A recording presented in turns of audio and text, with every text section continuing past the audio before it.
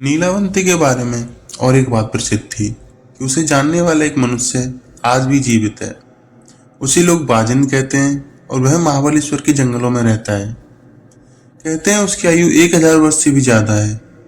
अब सबसे आसान तरीका तो यही है कि पहले बाजिंद को खोजा जाए जो उसे जानने वाला है, और उसके पास से जो जानकारी मिले उसके आधार पर नीलावंती की खोज करें।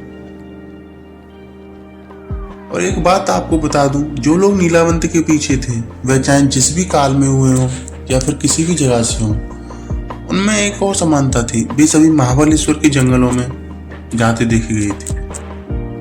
उनमें से केवल 2 लोग ही जाने के बाद फिर से देखे गए थे, वह भी मृत अवस्था में।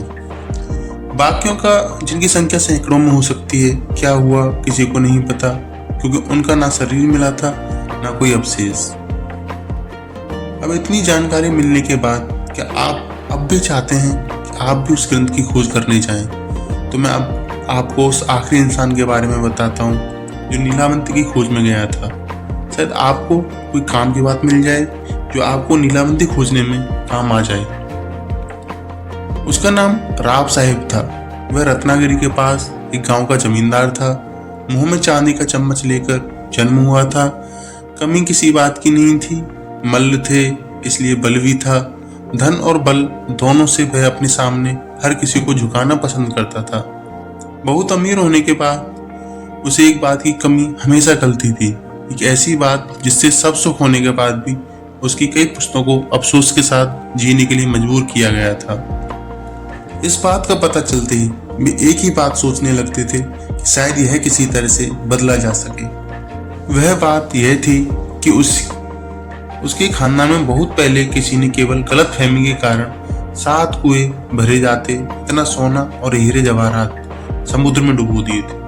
उन्हें अफसोस इसी बात का होता था कि काश वह बात बदली जा सकती तो आज दुनिया की सबसे अमीर इंसानों में गिने जाते। पर ऐसा तभी हो सकता था जब समय से पीछे जाकर उस गलत फहमी को दूर किया जा सके।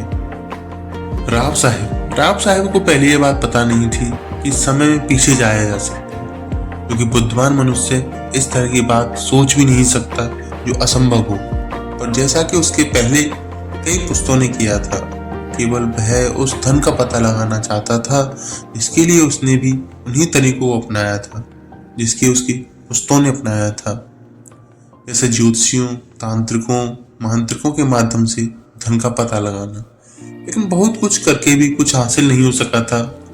समय और पैसा दोनों बर्बाद हो रहे थे, लेकिन उस अमर्याद धन के आगे इस धन की कोई कीमत नहीं हो सकती थी। और ऐसे में एक दिन रत्नागिरी में एक अद्भुत मांत्रिक आया। लोग कहते थे कि उसने पिशाच बस किया हुआ है, जो उसका हर एक हुक्म मानता था। राव साहिब को उसमें रुचि नहीं होती, यह कैसे हो सकता था। राव साहिब भी रत्नागिरी चला गया और उस मांत्रिक को मिला। पहले ही मुलाकात में मांत्रिक ने राव साहिब पर ऐसी छाप छोड़ी कि उसने मांत्रिक को अपनी हवेली पर बुलाया। मांत्रिक आने के लिए कबूल हो गया। 2 दिन बाद ही मांत्रिक राव साहिब की हवेली पर था। उसकी अच्छी मेहमानबाजी की गई। हर तरह उसे प्रभावित करने की कोशिश हो रही थी, इसलिए कि राव साहिब ने यह भी सुना था कि मांत्रिक के पास अंजन बनाने की विधि है। प्राचीन काल से लोगों में यह बात प्रचलित है कि किसी तरह का रासायनिक काजल, जिसे अंजन कहते हैं, वह आंखों पर लगाने से जमीन के नीचे दबा हुआ खजाना दिख जाता है। वही पाने के लिए राव साहिब इतने यत्न कर रहा था। 1 हफ्ता निकल गया और मांत्रिक ने कुछ नहीं कहा। वह तो अच्छे भोजन और मुलायम गद्दों का आनंद ले रहा था।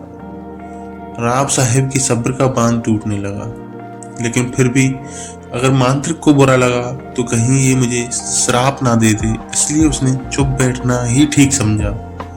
राव साहिब का यह धैर्य व्यर्थ नहीं गया। दूसरे दिन मांत्रिक और राव साहिब एक कमरे में अकेले बैठे थे। तब मांत्रिक ने राव साहिब से पूछा कि उससे क्या चाहिए। तब राव साहिब ने अपनी इच्छा और उस खानदानी खजाने के बारे में मांत्रिक को बताया। मांत्रिक की आंखें चमक उठी। उसने जिंदगी में कभी इतने खजाने के बारे में नहीं सुना था, लेकिन उसने अपने चेहरे को निर्विकार रखा। उससे जाहिर नहीं होने दिया कि उसे भी खजाने की लालसा है। उसने राव साहिब को अपना इतिहास बताना शुरू किया कि कैसे वह मांत्रिक बना। उसने जो बताया वह यह था मैं भी पहले एक सीधा साधा किसान था। मेरा नाम बाबू था। मेरी शादी हो चुकी थी, लेकिन माँ बाप में से कोई भी तब जीवित नहीं था। मेरे पास कुछ बीघा जमीन थी, उससे ही अपना गुजारा करता था। एक शाम में खेत से लौट रहा था तो मुझे अपने दोस्त जो आग जलाकर उसके पास बैठकर गप्पे लड़ा रहे थे वे दिख गए। उन्होंने भी मुझे देखा, आवाज लगाई, कहा कि मैं भी थोड़ी देर में साथ बैठूं। काम तो रोज का लगा ही रहेगा। मुझे भी यह बात ठीक लगी कि आदमी को थोड़ा समय खुद के लिए भी निकालना चाहिए। घर में बीवी राह देख रही होगी, यह बात तो मेरे दिमाग में थी, लेकिन फिर मैंने सोचा एक आध दिन थोड़ी देर हो गई तो क्या ही हो जाएगा, कोई बहाना बना लेंगे। गप्पे लड़ाते लड़ाते समय का ध्यान ही नहीं रहा। बहुत देर हो गई। मैं गांव के बाहर रहता था। मैंने अपने दोस्तों से इजाजत मांगी और अपने रास्ते लग गया। मुझे खेत जाने के लिए पूरा गांव पार करना पड़ता, क्योंकि मेरे घर और खेत के बीच में गांव था। और एक बात थी, मुझे डर बहुत लगता था और मेरे घर जाने के रास्ते में शमशान भूमि थी। मैं घर इसलिए जल्दी जाता था कि रात को शमशान के पास से गुजरना ना पड़े। लेकिन उस दिन मुझे बहुत देर हो गई थी। मैंने जैसे तैसे अपने मन को तैयार किया। ये आगे शमशान नुमा भूमि यानी भूतों का इलाका शुरू होने वाला था। मुझ जैसे डरपोक इंसान के लिए यह बहुत बहुत गंभीर थी। मैं तेजी से अपने कदम बढ़ाने लगा। मुझे बस अपने घर पहुंचना था। अब शमशान भूमि शुरू हो गई थी। मैं मन में राम नाम जपने लगा। अचानक से अंधेरा बहुत घना हो गया। मेरा डर अब चरम सीमा तक पहुंच गया। मुझे अब इतना ज्यादा डर लग रहा था, अब इसी डर की वजह से मेरी मौत ना तो हो जाए इस बात की चिंता होने लगी थी। शमशान के सन्नाटे को उल्लुओं की आवाज भंग कर रही थी, जिससे माहौल और डरावना हो गया। तभी अचानक से किसी के चीखने की आवाज आई। डर की एक तेज लहर मेरे सीने से दौड़ गई। मैं जगह पर ही खड़ा रहा। दूर कहीं कुछ चमक रहा था, लगता था किसी की चिता जल रही थी। अब मेरी हालत इतनी गंभीर हो गई कि मेरे सीने में तेज दर्द होने लगा। मेरी सांस तेजी से चलने लगी और धड़कनें सामान्य से दोगुनी हो गई। मुझे फिर से वैसी ही चीख सुनाई दी। कम से कम मुझे तो ऐसा ही लगा, लेकिन वह चीख नहीं थी, मैं तांत्रिक उसे पुकार रहा था। मैं सोच में पड़ गया कि क्या करना चाहिए। क्या मुझे तांत्रिक के पास जाना चाहिए या अपनी जान बचाकर भागना चाहिए। मैंने निर्णय कर लिया कि वह अपनी जान बचाएगा। मैं भागने लगा।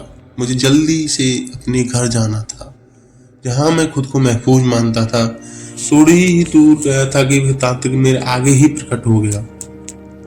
अब तो मुझे लगा कि मैं पक्का मर जाऊंगा, लेकिन तांत्रिक ने अपना अंगूठा मेरे माथे पर लगाकर उसे शांत किया। मुझे बहुत आश्चर्य लग रहा था कि मेरा डर न जाने कहाँ गया था। उस तांत्रिक ने मेरा हाथ पकड़कर उस जलती हुई चिता के पास लेकर गया। मैंने देखा वह चिता कम और हवन कुंड ज्यादा लग रहा था। उसके आसपास बहुत सी अजीबोगरीब चीजें रखी हुई थी। उसमें कुछ तो भयानक भी थी, जैसे कि इंसान की खोपड़ी, खून से भरे प्याले, अलग अलग मिट्टी के बर्तनों में कई पशुओं के अंग भर कर रखे हुए थे। मुझे समझ नहीं आ रहा था कि ये सब चल क्या रहा है। मैंने तांत्रिक को पूछने की सोचा, लेकिन तांत्रिक ने जैसे मेरी इच्छा भांप ली। उसने उंगली मुंह पर रखते हुए इशारे से चुप रहने के लिए कहा। मैं बहुत देर तक बैठा रहा, जब तक कि उस तांत्रिक ने सारी विधियां पूरी नहीं। अब मध्य रात्रि हो रही थी। रात शायद अमावस की रही होगी। तांत्रिक उसकी विधि पूरी होते ही वहां से उठा। उसने मुझसे कहा उसे आगे की विधि करने के लिए किसी स्त्री की बलि देनी हो जिसको अब तक बच्चा ना हुआ हो। मेरा दिल दहल उठा। उसको लगा कि वह किसी मुसीबत में पड़ गया। मुझे बच्चा नहीं हुआ था। मेरी बीवी घर पर थी। मैं एक साधारण किसान था। मेरी और मेरी पत्नी का ना कभी झगड़ा होता था, ना वह मुझे किसी बात के लिए तंग ही करती थी। उस तांत्रिक के पास ना जाने कौन सी ऐसी शक्ति थी कि मैंने उसे अपनी 5 बीवी के बारे में बताया। बताते समय भी मुझे लग रहा था कि यह ठीक नहीं, मुझे ऐसा नहीं करना चाहिए, लेकिन मेरी जुबान अब मेरे नहीं किसी और के बस में थी। तांत्रिक ने जैसे ही मुझसे मेरी बीवी के बारे में सुना तो वह खुश हो गया। उसने मेरे हाथ में एक बहुत बड़ा छुरा दिया और कहा कि अपनी बीवी को यहाँ लेके आओ, या फिर उसका सिर काट कर लेके आओ। साथ में एक इंसान की खोपड़ी भी दी और कहा कि यदि बीवी साथ में नहीं आती और अगर मैं सिर काटने का फैसला लेता हूँ, जैसे ही गर्दन पर छुरा लगाऊंगा तुरंत इस खोपड़ी में खून जमा करूँ, बिना एक भी बूंद जमीन पर गिराई। मैंने छुरा हाथ में पकड़ लिया। मुझे आश्चर्य हो रहा था कि मैंने ऐसा क्यों किया। दोस्तों, आगे का पार्ट जानने के लिए इंतज़ार करें, सब्सक्राइब करें, लाइक करें, कमेंट करें। कैसी लगी आपको मेरी कहानी और मुझे क्या बदलाव करने चाहिए। नमस्कार।